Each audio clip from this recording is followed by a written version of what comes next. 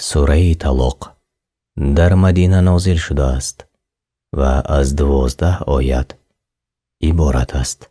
بسم الله الرحمن الرحیم. به نام الله بخشاینده و مهربان. يا أيها النبي إذا طلقتم النساء فطلقوهن لعدتهن وأحصوا العدة واتقوا الله ربكم لا تخرجوهن من بيوتهن ولا يخرجن إلا أن يأتين بفاحشة مبينة وتلك حدود الله ومن يتعد حدود الله فقد ظلم نفسه لا تدري لعل الله يحدث بعد ذلك امرا.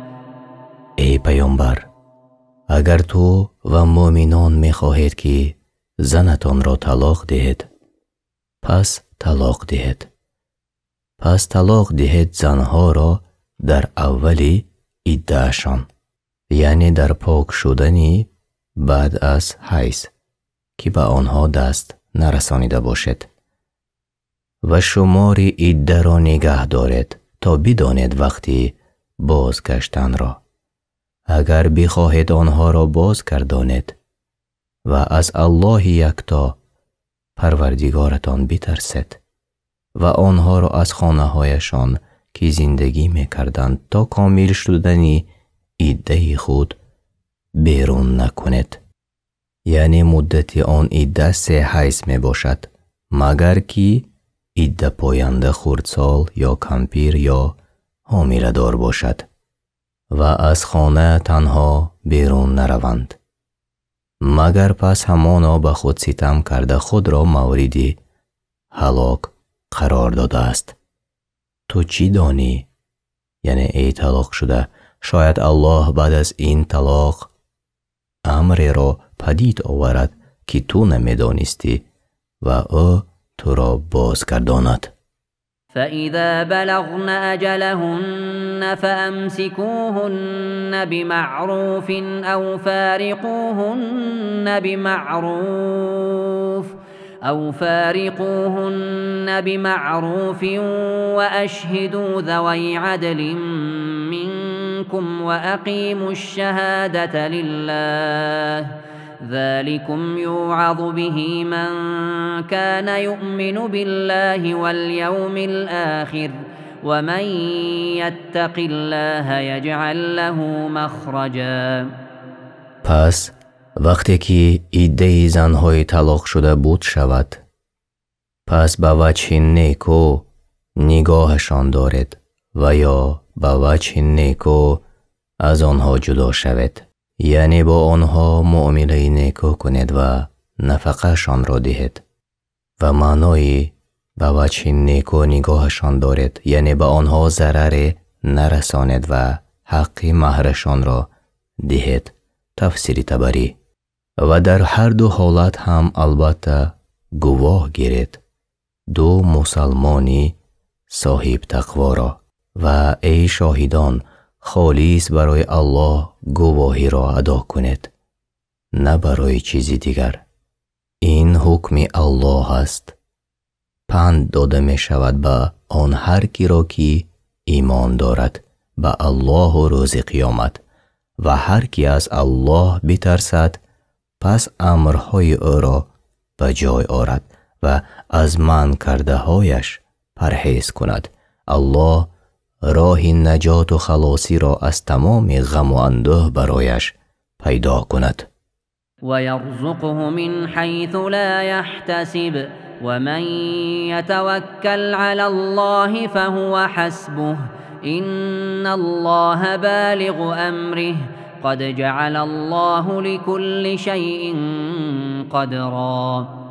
و از جایی که گمانش را ندارد سبب‌های به دست آوردن رزق و روزی را به او آسان می‌گرداند و هر کی به الله توکل کند الله او را کافی است در انجام تمام کارها. هر آینه الله کار خود را به اجرا می رساند. یعنی چیز از او تعالی فوت نشود و چیز او را عاجز نکند. همانا الله برای هر چیز، یعنی از سختی ها و آسوده حالی ها، یک اندازه و مقدار معین را مقرر کرده است. واللائي يئسن من المحيض من نسائكم إن ارتبتم فعدتهن 3 أشهر واللائي لم يحضن وأولاة الأحمال أجلهن أن يضعن حملهن ومن يتق الله يجعل له من أمره يسرا. به زنهایی که به سبب کلانسالیشان از دیدن حیض ناامید شدند، اگر در شبهه افتادید که عده‌شان چقدر باشد، پس بدانید که عده‌شان گذشتن 3 ماه است. و زنهایی که به سن حیض دیدن نرسیدند، عده آنها نیز 3 ماه است. و عده زنهای حامله‌دار وضع حمل یعنی تولد است. و هر کی از الله بترسد و حکمهای او را به جای آورد، الله کارش را در دنیا و آخرت آسان خواهد کرد. ذلك امر الله انزله الیکم ومن يتق الله يكفر عنه سیئاته ويعظم له اجرا. این همه آنچه ذکر شد از احکام طلاق و عده فرمان الله است که بر شما ای آدمان نازل کرده است تا به آن عمل کنید. و هر کی از الله بترسد، از گناه ها پرهیز کند و فرض ها را به جای آورد، گناهش را از او دور می کند و او را در آخرت پاداش بزرگ یعنی جنت می دهد. اسکنوهن من حيث سكنتم من وجدكم ولا تضاروهن لتضيقوا عليهن وإن كن أولات حمل فأنفقوا عليهن حتى يضعن حملهن فإن أرضعن لكم فآتوهن أجورهن وأتمروا بينكم بمعروف وإن تعاسرتم فسترضع له أخرى. به قدر توانایی خود زنان طلاق شده را در وقت عده‌شان در جایی که خود سکونت اختیار کرده اید جای دهید و به آنها زیان نرسانید تا که تنگیری کنید به آنها در مسکن. و اگر حامله بودند نفقه‌شان را بدهید در وقت عده‌شان تا که تولد کنند. پس اگر فرزند شما را شیر می دهند مزدشان را به پرگی بدهید و با طرز نیکو با یکدیگر کارفرمایی یعنی توافق کنید. و اگر در باب شیر دادن به توافق نرسیدید، پس زنی دیگر غیر مادری طلاق شده بخواهید که کودک را شیر دهد. لینفق ذو سعة من سعته ومن قدر عليه رزقه فلينفق مما آتاه الله لا يكلف الله نفسا إلا ما آتاها سيجعل الله بعد عسر يسرا. هر شوهری مالدار از مال خود بر زنی طلاق شده و بر فرزند نوزاد نفقه دهد و کسی که فقیر و تنگ دست باشد از هرچی الله به او داده است نفقه دهد. الله هیچ کم بغل را به مانند مالدار وظیفه‌دار نمی سازد و به زودی الله پس از تنگ دستی و سختی مالداری و آسانی پیش آورد. وكأي من قرية عتت عن أمر ربها ورسله فحاسبناها حسابا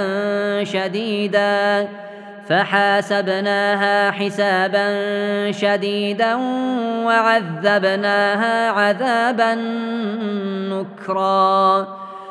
چی بسا مردمی دهه هایی که از فرمان پروردگارشان و پیامبرشان سرکشی کردند و به کفر و طغیان جرأت کردند، پس به سبب ناسپاسی این نعمتهای ما سخت به حسابشان رسیدیم و به عذاب وزنین عذابشان کردیم. فذاقت وبال امرها وكان عاقبت امرها خسرا. پس عقوبت عمل خود را چشیدند، عاقبت کارشان زیانکاری بود. اعد الله لهم عذابا شديدا فاتقوا الله يا أولي الألباب الذين آمنوا قد أنزل الله إليكم ذكرا. الله تعالی برای آنهایی که امرهای الله و رسولش را به جا آوردند عذابی سخت آماده کرد. پس ای خیرتمندانی که ایمان آورده اید از الله بترسید.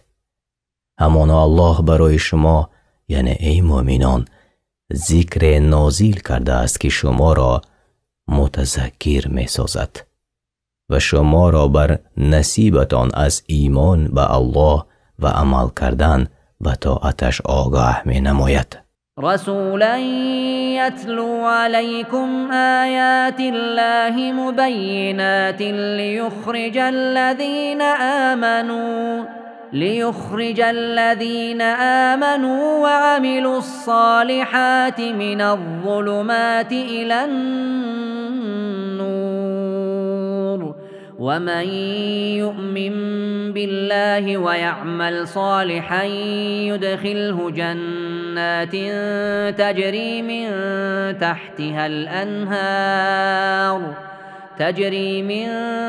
تحتها الأنهار خالدين فيها أبدا قد أحسن الله له رزقا. و این ذکر رسول الله می باشد که آیات روشن الله را برایتان می خواند تا کسانی را که به الله و رسولش ایمان آوردند و کارهای شایسته کردند از تاریکی کفر به روشنایی ایمان آورد و هر کی به الله ایمان آورد و کاری شایسته کند پس بهشت های می در آورد که در زیر درختهایش رودها جاری است، همیشه در آنجا بماند و همانا الله برای مؤمنان صالح رزقش را در جنت نیکو گرداند. الله الذي خلق 7 سماوات ومن الأرض مثلهن يتنزل الأمر بينهن لتعلموا أن الله على كل شيء قدير وأن الله قد أحاط بكل شيء علما. الله است که 7 آسمان و مانند آنها زمین یعنی 7 قبط زمین را بیافرید. فرود می آید تدبیر کار از جانب الله میان آسمان ها و زمین تا یقین بدانید ای آدمان که هر آینه الله به هر چیز قادر است، چیز او را عاجز نکند و هر آینه الله به علم بر همه چیز احاطه دارد. پس چیز از علم و قدرت او بیرون نمی شود. قرآن کریم و ترجمه معنای آن در روش تفسیر میسر به زبان تاجیکی. شما ترجمه معنای سوره طلاق را شنیدید. در مدینه نازل شده است و از 12 آیت عبارت است.